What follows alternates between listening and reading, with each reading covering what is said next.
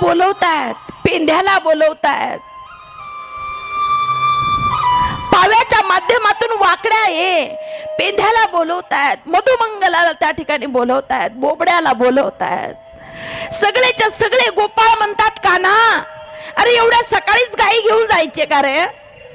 कन्हैयानं म्हणावं नाही गोपाळांनो, मला आता कायमच मथुरेला जायचंय.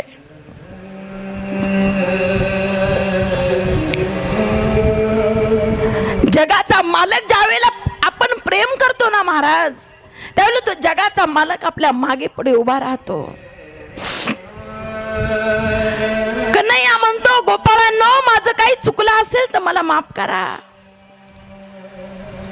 हे गोपाळ म्हणतात कान्हा,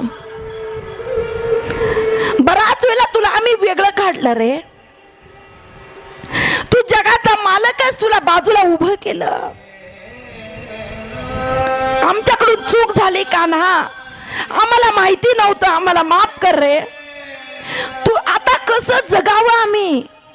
तुझ्या विना जगणं हे व्यर्थ आहे कान्हा. आता मात्र ह्या गवळणींना कळालं महाराज, सगळ्याच्या सगळ्या गवळणी यशोदा मैयाच्या राजवाड्याच्या समोर उभे आहेत. यशोदे, अगं आकड्याला बोलवतायत, पेंध्याला बोलवतायत,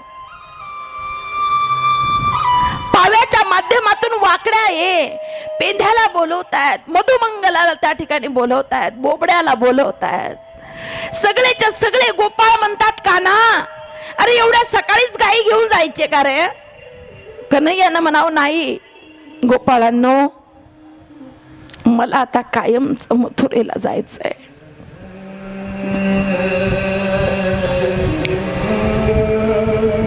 जगाचा मालक ज्यावेळेला आपण प्रेम करतो ना महाराज, त्यावेळेला तो जगाचा मालक आपल्या मागे पुढे उभा राहतो.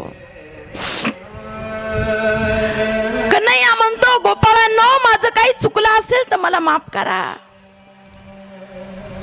हे गोपाळ म्हणतात कान्हा, बराच वेळा तुला आम्ही वेगळं काढलं रे, तू जगाचा मालकच, तुला बाजूला उभं केलं,